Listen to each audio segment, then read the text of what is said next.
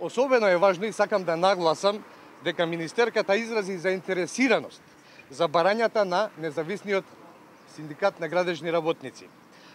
Тие барања, тие ги слушнале, значи дошле до нивните уши, затоа што ние направивме предходно исто активности во врска со тоа, значи за бенефициран стаж на градежните работници кои работат на екстремно лоши услови летно време, на сонце, зимно време, на снегови, дождови и така натаму.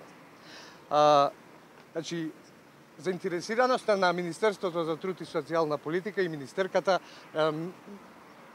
е позитивно од нивна страна, со тоа што они се задолжија да го разгледаат тој предлог и да се регулира, значи, бенефицираниот стаж со закон за работни односи.